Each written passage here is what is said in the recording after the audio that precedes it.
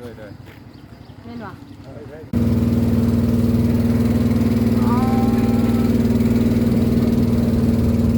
ท่านคือจะ3 ปีเป็นทางหรอเนาะ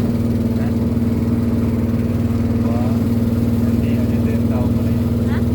พ่อแม่บ้านอันนี้นะไปพูดกับพ่อเรามาทางนั้นมา ลองก็ไปพันกันก่อน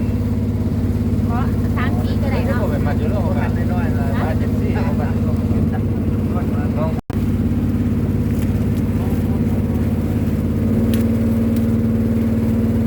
3 ปีก็ได้เนาะ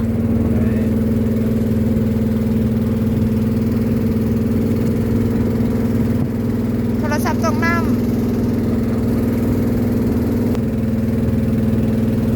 เดี๋ยวน้องมันต้นนั่นแหละวันนี้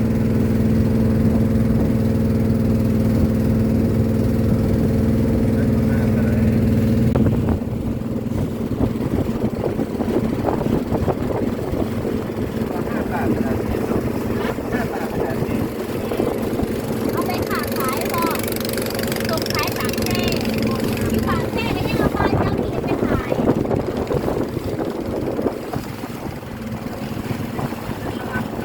เรื่องบอกเรื่องแผน ฮะ เรื่องแผน ฮะ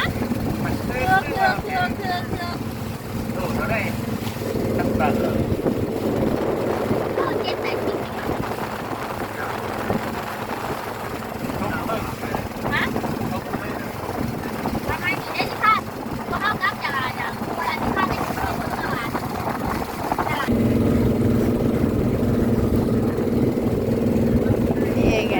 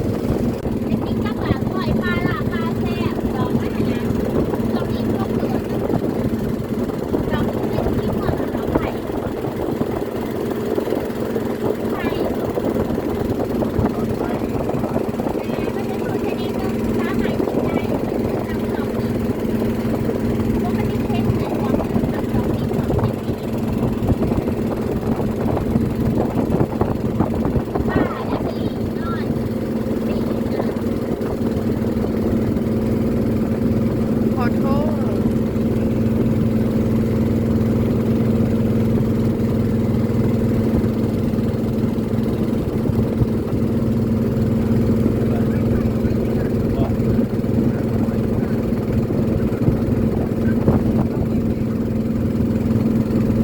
เลี้ยวซ้ายวะเลี้ยวขวา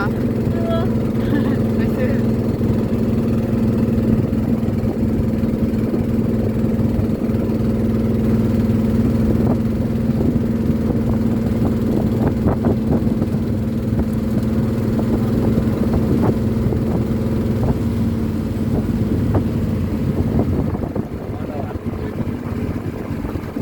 เอาเราคือคนเนี่ย ปล่อยเรือลำนั้นมาก่อนไปปล่อยร้องแล้วปล่อยเป็นแกนนะไหลลง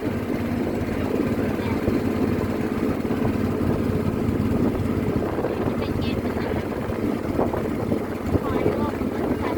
เพราะว่าเขาลงมันอีกไงนะหาเพื่อนอีกนะคะเขาลงไปตามแล้ว อ๋อ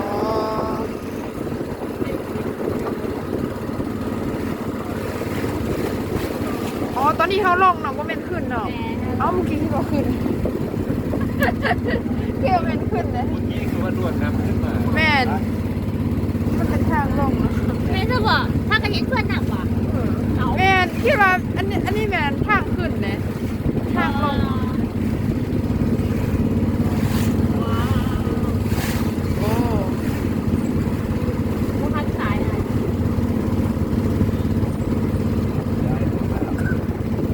แสนแก้มเธอ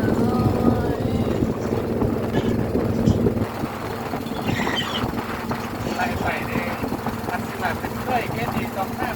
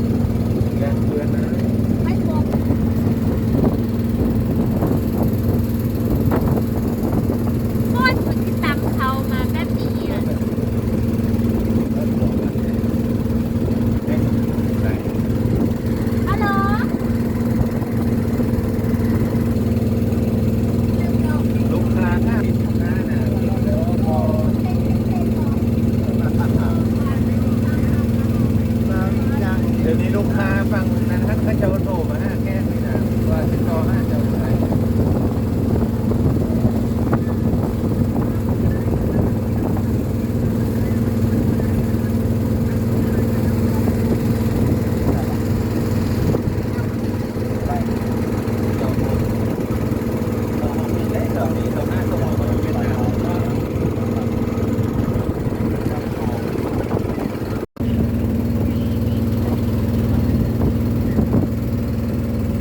หารก็มีจะน้องแต่ว่าเดี๋ยวให้สวยหันจะได้ให้กันใส่ระบบบริการโอนก็น่ะถามมาเห็นระบบได้เลยทีละนั่นไงได้เลยทีภาษาไทยมันจะเรียนไปเพิ่มนะไม่ยากที่ว่ามีกี่ นี่ก็จะมองได้เนี่ย รอบทุก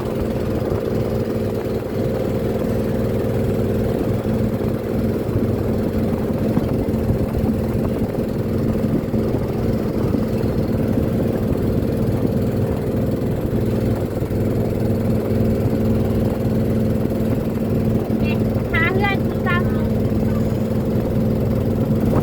มันก็ได้อยู่วัดก่อน ต่อเพื่อนในรักเพื่อนสุดที่รักที่มันเป็นทางขาขาวฮัลโหลเจ๊เปิดห่านบล็อกมาดิฮัลโหลอะไรว่าเทียนนั้นว่าเทียนมันคือป้าอีกทั้งไปเก็ตตาบังคับอะไรเงี้ยกินเบิร์ดอย่างเงี้ยอยู่หาดใหญ่บอหรือบางทีมีแขกไว้บอฮะแต่ช่วงหาโนมแผลพวกวางหัวปูของ ไปอยู่หมอก ำลังมาหาปูเดี๋ยวออกจะพูดว่าลูกค้าอยากกินปีกปลาตามทุกวันที่ตลาดต้นแสนแม่ที่ซื้อปลาเขาไปเองแล้วปีกปลาตามทุกวันที่เขาเสาอยู่หาดตลอดโอเคขอบใจเจ๊เยอะเลยค่ะปลาโอเคขอบใจฮะบอมเล็บซิคอนโดยอยู่เพื่อนคนเดียววะฮะอยู่เพื่อนคนอยู่หาดคนเดียววะ หมดแล้วทางขึ้น เออโอเค มันก็ต้องมีวิธีของมันเลยเนาะจวดวันเดียวก็ตามตึก สปีดโบ๊ทก็เจ้า ท้าเรือนี่เป็นท้าเรือปูที่แบบเป็นท้าเรือที่ดีที่สุดแหละวอลูกคิดลูกค้ามาสั่งให้ถึงไงลงไงคนมาหาเพลินจะเป็นจะบุญไปเป็นบุญกุศลค่อยๆลงเด้อลงเรือเด้อให้เรือนั่นนิ่งก่อนแล้วค่อยลง เรือจอดก่อนเรือพี่ดีก่อนมันหมดก่อนด้วย ซื้อฝาลูกเด้อบอกลูกเพ่งลูก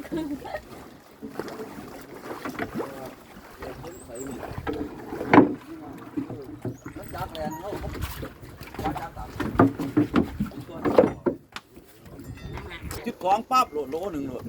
โลแรง